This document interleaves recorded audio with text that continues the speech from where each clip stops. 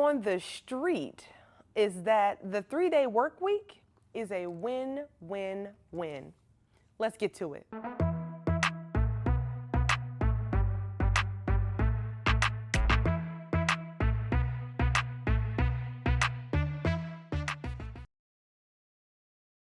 All right, gang, we are working with a variety of clients right now who are trying to determine how flexible should they be with respect to the recall to the office of their workforce, right? Should they come back 40 hours a week, 5 days a week on site?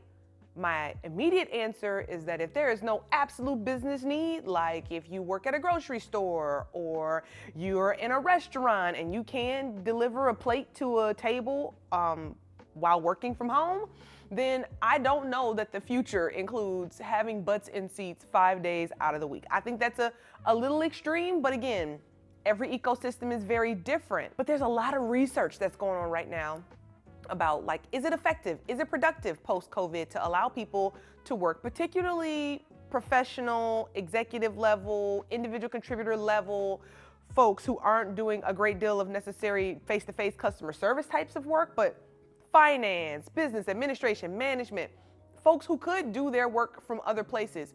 Is it productive to allow them to work in other parts of the country, other parts of the world, or work from home? So this is something that is pressing for many different managers and executives alike. And there's some research out there to guide us. Okay, so there was a huge research study conducted, and it's the largest of its kind thus far. It was published in a circulation known as Nature. And this is what it unearthed. Number one, it identified that the 3-day work week is incredibly productive and effective, more so than other options that were reviewed. In this study, there were 1,600 employees who worked for Trip.com, okay? And the study was conducted by Bloom and a variety of additional authors. Again, they work for Stanford University, they work in Europe, they work in China. So this was a very collaborative study that was conducted. And they identified that, number one, almost everyone appreciated a hybrid work environment. It reduced attrition, it increased retention, and it also increased employee satisfaction, period. In addition to that, it allowed for people to, one of the things that people said they appreciated most about the flexibility of the 3-day work week, which they felt was a sweet spot, is that they had better and greater work-life balance, meaning that they could organize their lives, their pickups, their drop-offs, their daycare, etc., family responsibilities, commuter times. They could organize it in a really reasonable way in order to be able to work and get their jobs done and also be able to have a life outside of their job. But what the research unpacked for me is that the efficiency, effectiveness, productivity of the employees stayed incredibly high. So pre-COVID, they were looking at those numbers, right? They looked at 9 performance metrics, and they reviewed those performance metrics pre-COVID to now in the 3-day work week. So 5-day work week versus a 3-day work week. And what they identified was that those metrics did not suffer at all. And one of the metrics that they were reviewing was culture, morale, relationship dynamics between team members, abilities for folks to come and work together. And this is also what I'm seeing in the market too. What I am seeing in the marketplace is that allowing people flexibility is very value adding. But what you also have to do is be a really strong manager and supervisor of your workforce. You've got to be looking at other indicators of success, not just if a person is around all the time, which is so 1920s to begin with. You got to really focus on, are they doing what they're supposed to do with their clients? Are they doing what they're supposed to do with their deliverables? Are they meeting the deadlines? Are they where they're supposed to be on time? Are they making chronic excuses?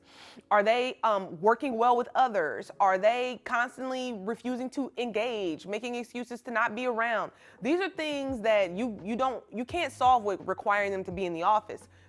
You have to solve that with direct counsel, guidance, and management of those employees. And so a lot of underperforming managers will require you to be in the office 4 or 5 days a week because they feel like they need to see you in order to manage you effectively. When, in my professional opinion, those kinds of managers just need to punch up their skill set in managing the 22nd century workforce, okay? Also, what I would highlight is the fact that not all schedules are made for every environment. Just because one ecosystem is able to do a 2/3 day week, meaning 2 days in the office, 3 days you can work virtually, or 3/2, 3 days in the office, 2 days you can work virtually, and someone else is like, we're going to do a 4/1, 4 days in the office, 1 day working virtually.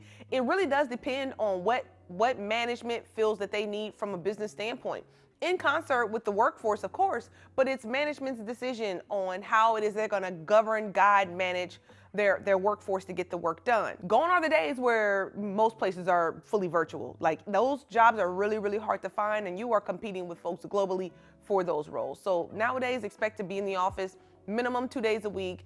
In most environments, it's in that 3 or 4 day a week territory, where there are some absolute days you have to be in the office, and that's just what we're seeing across everywhere. But in closing, some things that you should think about. Is a 3/2 or a 2/3 better for you?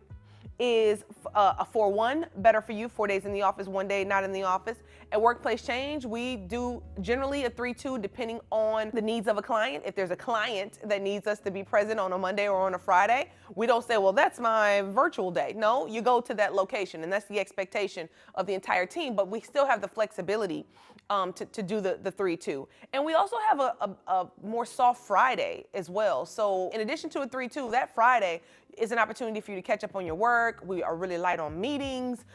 We don't have very many required anything unless there's a client deliverable that we weren't able to get through Monday through Thursday. So these are the kinds of things to think about. How can you be flexible? How can you allow a bit more reprieve for your workforce? And how can you really just meet the workforce where they need to be met in order to be really good, valuable, value-adding members of your work ecosystem? That's the question.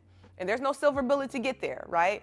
But mostly, management, what you should be focused on is accountability, deliverables, not just the butts and seats. So word on the street is that the 3/2 schedule is a win-win-win for both employers who are looking for performance and meeting the KPIs, and employees who are looking for some flexibility alike.